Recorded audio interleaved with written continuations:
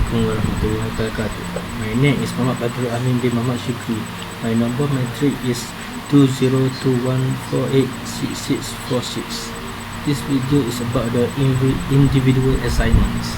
The title is the cardiovascular system. Introduction. We all know that everyone has their own heart, but they don't know what the definition is, the function, and what will happen if you don't protect them. First of all, the simple definition of heart, or we call it the cardiovascular system, known as of your heart and blood vessel supplies your body's organ with oxygen and nutrients so your organs can do their jobs. Your blood vessel also carry carbon dioxide and other waste away for disposal. Next, we will look at the structural anatomy of cardiovascular systems.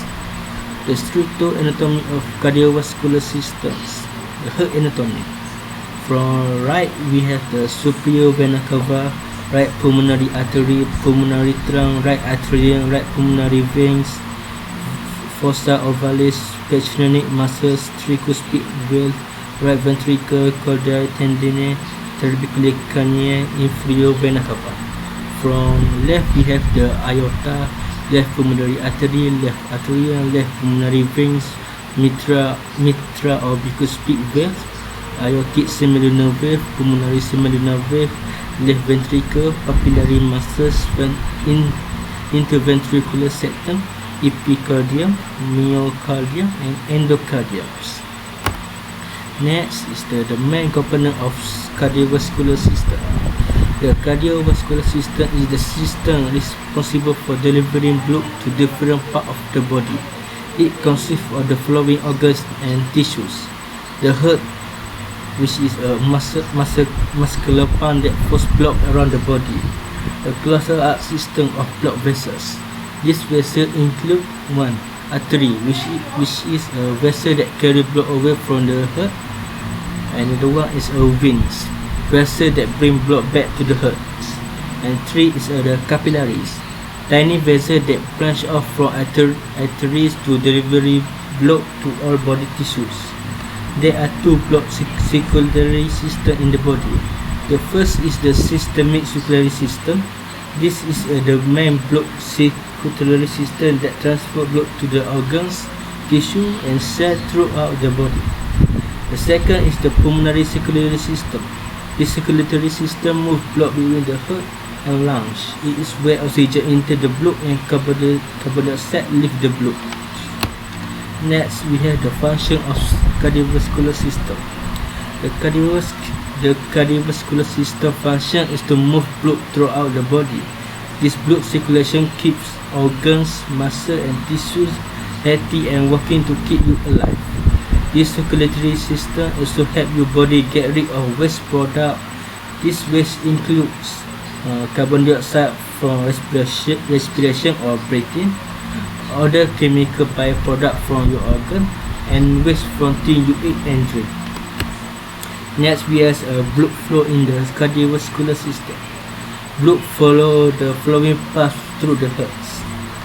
First, blood lacking oxygen return from the body and into the right atrium, upper right chamber via the inferior vena cava and superior vena cava veins.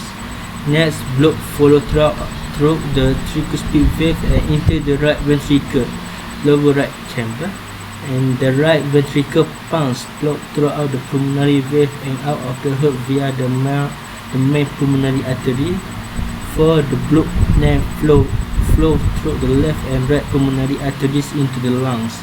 Here, the process of breathing draws oxygen into the blood and remove carbon dioxide. As a result, the blood is now rich in oxygen. While the blood returns to the heart and flow into the left atrium, upper left chamber via 4 pulmonary veins. Next, blood flow through the mitral valve and into the left ventricle, lower left chamber. And lastly is the left ventricle pumps the blood throughout the aortic valve into a large artery called the aorta. This artery delivers blood to the rest of the body. Next, the abnormal collision of heart or common disease of the cardiovascular system. There are some common diseases of the cardiovascular system like a heart attack and stroke. A heart attack happens when a part of the heart muscle does not receive enough blood. They can also due to a blockage, a tear in artery around the heart, or if the heart requires more oxygen than is available. Symptom of a heart attack is a shortness of breath, chest pain or discomfort, and feeling lightheaded. There are three of the main risk factors of a heart attack are 1. High blood cholesterol, 2. High blood pressure, and 3. Smoking.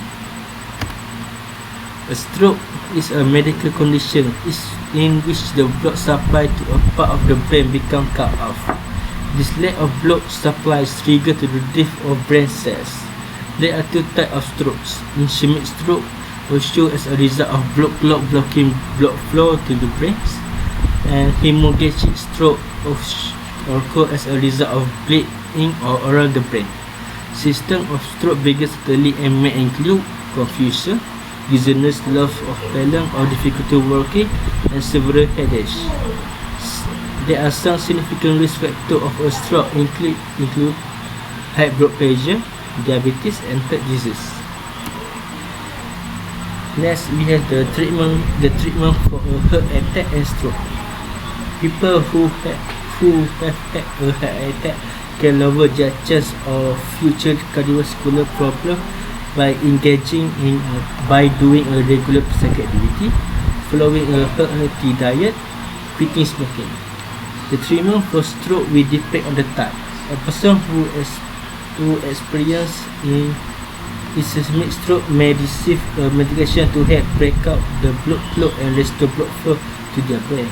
A person who experiences a hemorrhagic stroke may require surgery to feed the blood vessel that is bleeding out.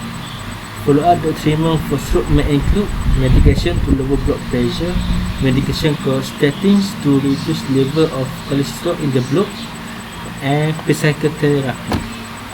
The conclusion.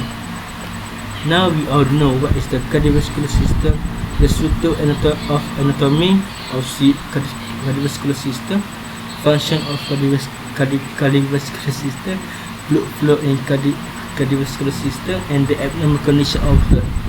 So we can make conclusion that we must always take care of our heart by following tips like quit smoking and following a healthy diet, so we can prevent from having a heart attack disease, and it can also help us from spending a lot of cost if we have any diseases like stroke, because it has many treatments and we should take, because if we don't take it we cannot live like normal people anymore. So the fanatic is always engaged in a regular physical activity so it can help our heart to function more efficiently for a long time. And that's all from me. Thank you for the watching and see you again.